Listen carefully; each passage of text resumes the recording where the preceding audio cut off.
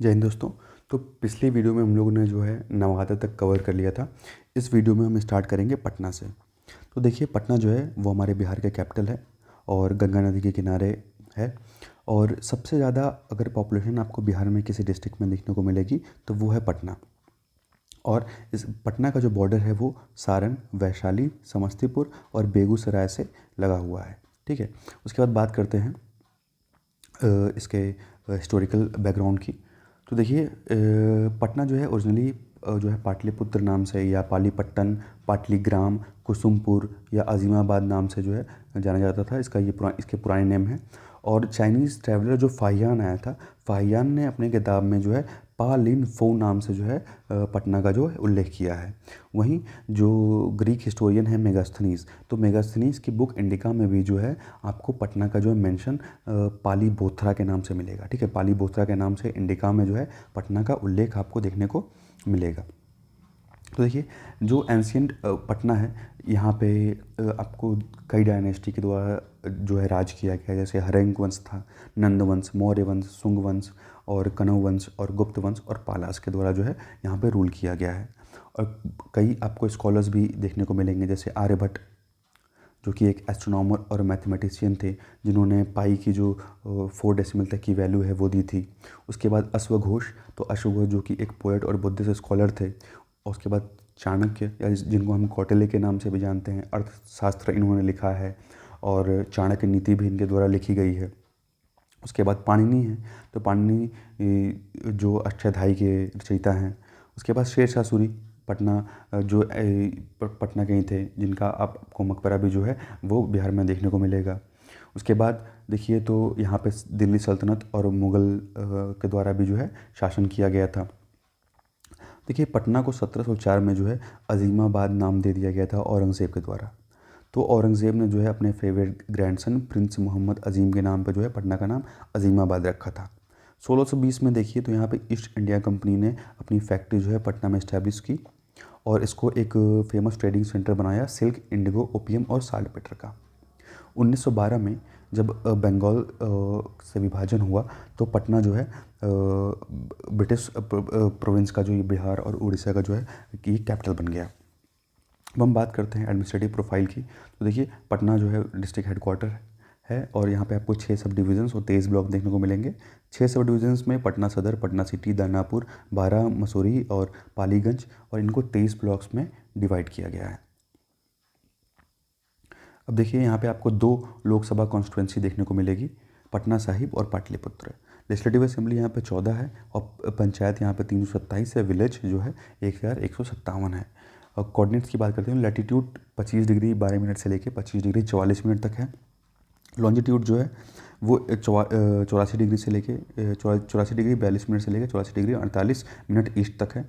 Maximum temperature यहाँ पे 46.6 degree Celsius का है और मिनिमम 1.1 डिग्री सेल्सियस का है। एवरेज रेनफॉल है 1052.6 मिलीमीटर। Area 3202 square kilometre. उसके बाद एल्टीट्यूड जो है 53 मीटर्स का है। पॉपुलेशन यहाँ की 58,38,465 है। पॉपुलेशन डेंसिटी जो है यहाँ पे 1823 पर स्क्वायर किलोमीटर है। पॉपुलेशन ग्रोथ 23.7% है। सेक्स रेशियो जो है वो 897 पर 1000 मेल है। लिटरेसी रेट यहाँ पे 70.7% है। ठीक है, 70.7% है। Mail literacy rate 78.5%, female literacy 62%। ठीक है, यहाँ पे लोग मगही, भोजपुरी, मैथिली, हिंदी और उर्दू बोलते हैं। उसके बाद इंडस्ट्रीज़ भी आपको यहाँ ढेर सारी देखने को मिलेंगी, जैसे एग्रो बेस्ड और रेडीमेड जो गारमेंट इंडस्ट्री, एम्ब्रॉयडरी या वुडन बेस्ड इंडस्ट्री हो गई, leather industry, chemical industry, metal based industries हो गई, और भी इंडस्ट्रीज़ आपको यहाँ देखने को मिलेंगी।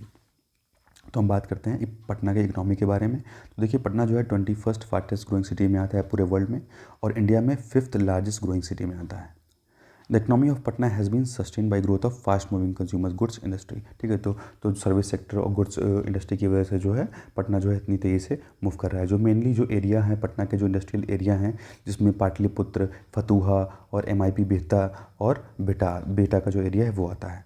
यहाँ पे आपको agro base industries, soda water, cotton textile industries, silk and artificial silk industries देखने को मिलेंगी, और रेडीमेड गारमेंट इंडस्ट्रीज़ हो गई, वुडन फर्नीचर की इंडस्ट्री हो गई, रबर प्लास्टिक इंडस्ट्री, ये सारी इंडस्ट्रीज़ जो हैं वो आपको देखने को मिलेंगी। और माइक्रो और स्मॉल इंटरप्राइजेज में आपको फूड प्रोसेसिंग इंडस्ट्रीज़ और पैकेजिंग इंडस्ट्रीज़ देखने को मिलेंगी।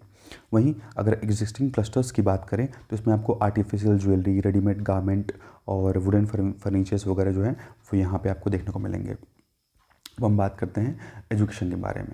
तो देखिए एजुकेशन के बारे में यहाँ पे आपको ढेर सारी जो IITs हैं, NITs, जैसे IIT पटना है, NIT पटना है, ठीक है, एम्स पटना है, IGMI पटना है, निफ्ट पटना है, और चाणक्य नेशनल लॉ यूनिवर्सिटी है, और Chandragupta institute of management Patna है। उसके बाद आर्यभट्ट नॉलेज यूनिवर्सिटी है, पटना यूनिवर्सिटी है, नालंदा इंटरनेशनल यूनिवर्सिटी। तो ये सारी यूनिवर्सिटीज़ जो हैं वो यहाँ आपको देखने को मिलेंगी।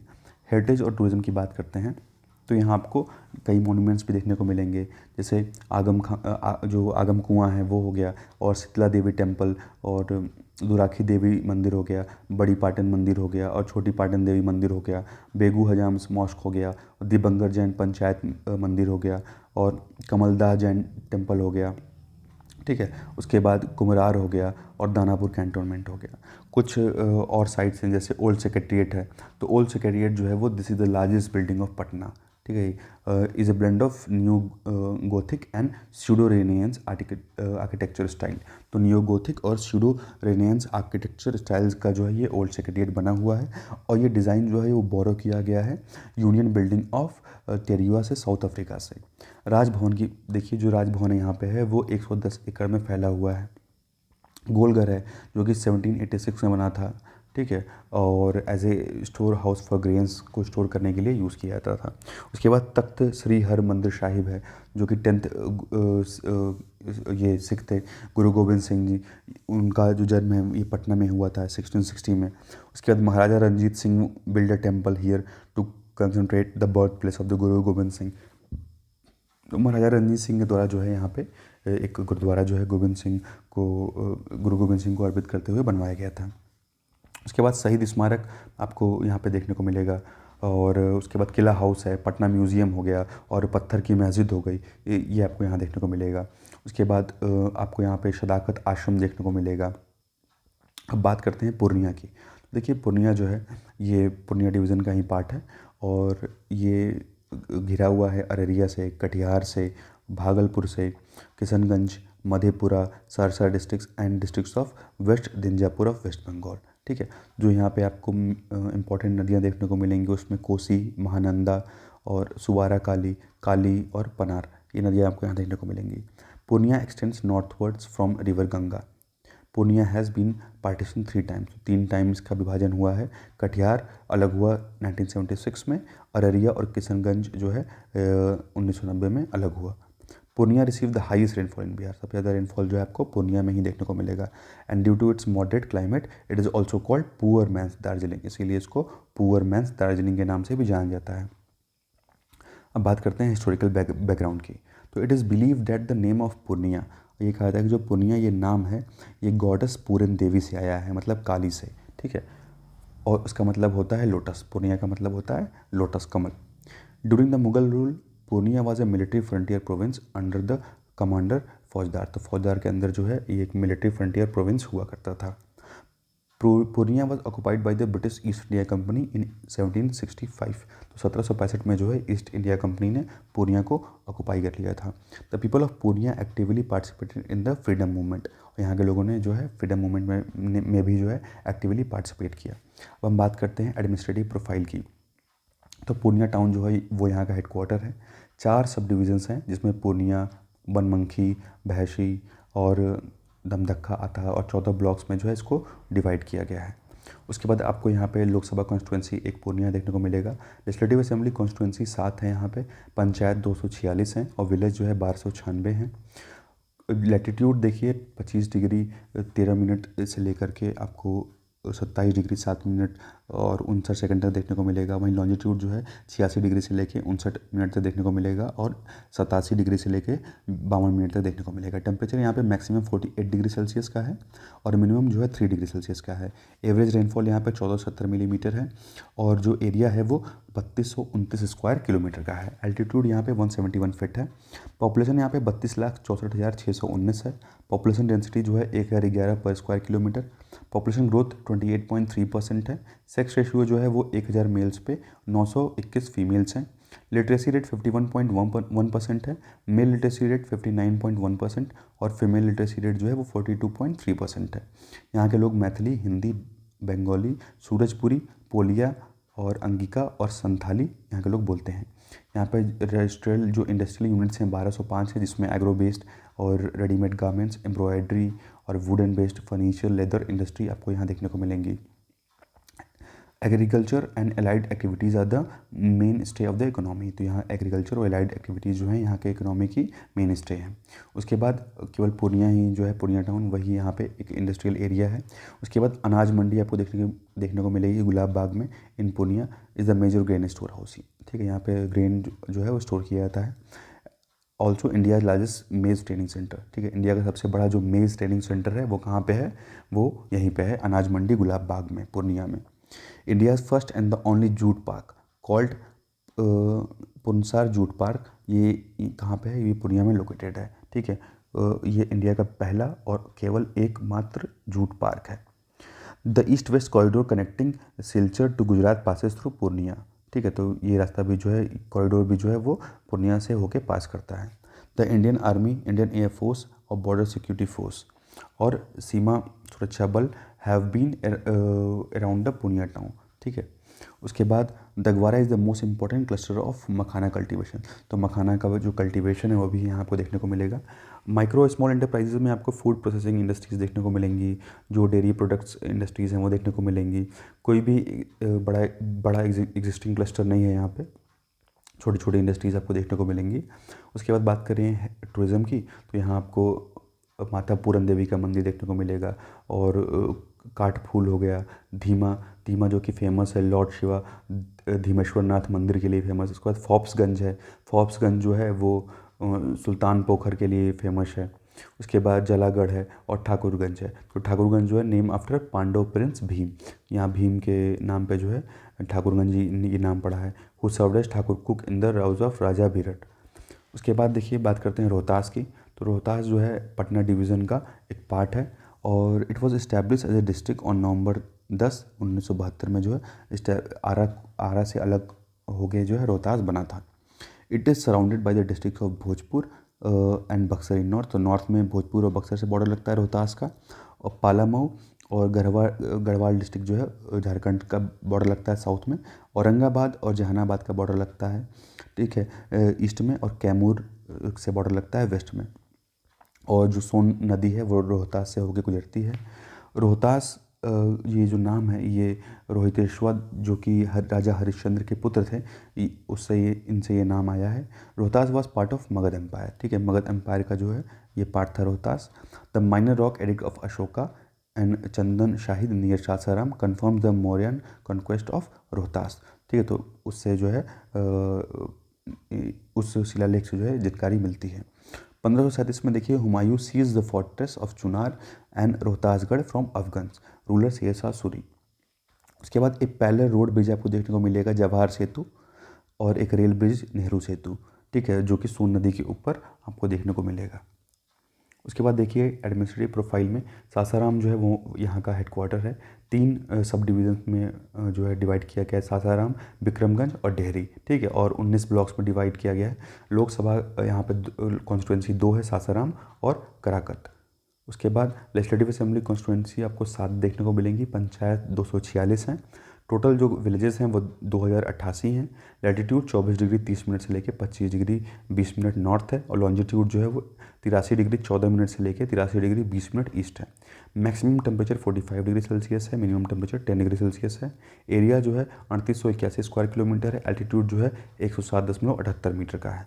पॉपुलेशन जो है यहाँ पे 29,59,918 यहाँ की आबादी है। डेंसिटी 763 स्क्वायर पर किलोमीटर है, और पॉपुलेशन ग्रोथ जो है वो 20.8% का है।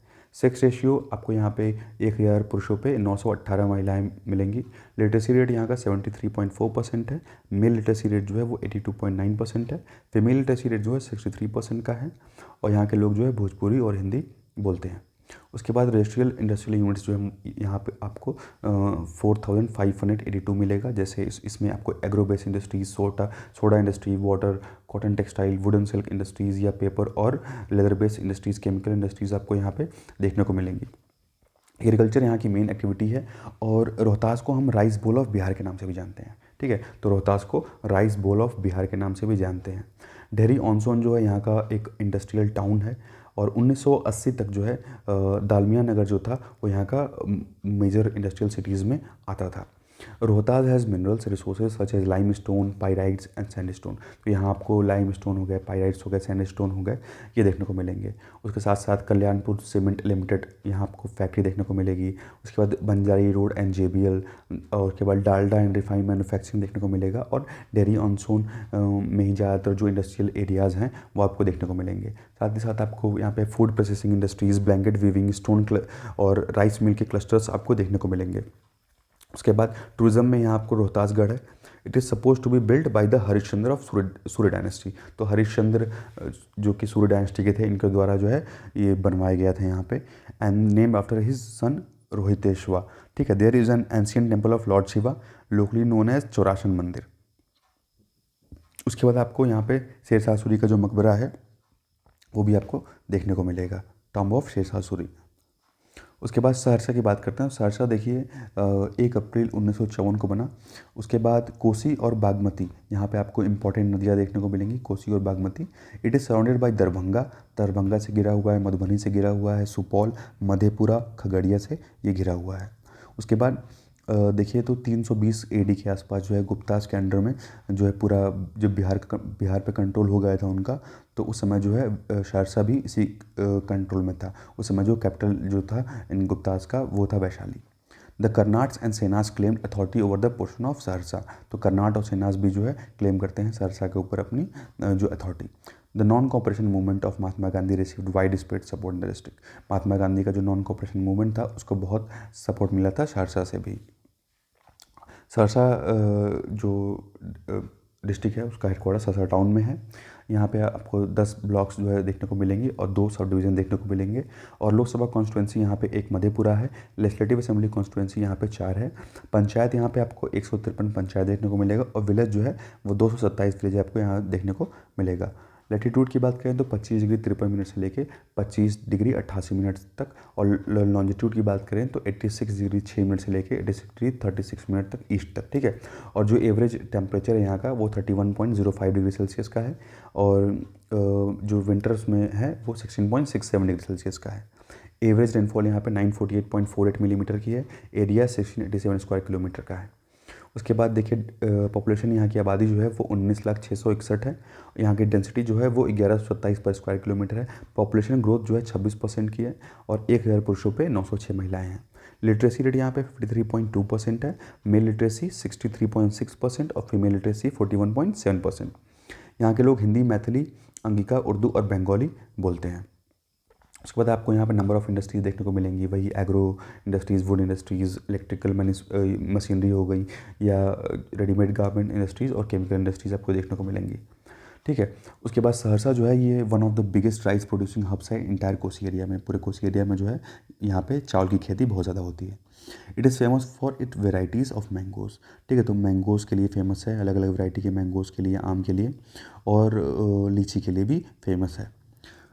और यहाँ पे आपको जो है कुछ जो एग्रो बेस्ड इंडस्ट्रीज़ वो हो गई, आपको यहाँ पे वाटर ट्रीटमेंट प्लांट्स देखने को मिलेंगे, रेडीमेड गारमेंट इंडस्ट्रीज देखने को मिलेंगी, ठीक है। तो ये सारी चीज़ें आपको देखने को मिलेगी। और हेरिटेज और टूरिज़्म में आपको तारा स्थान देखने को मिलेगा महिषी विलेज में। उसके बाद सूर्य मंदिर मिलेगा आपको और चांदी का स्थान मिलेगा, ठीक है।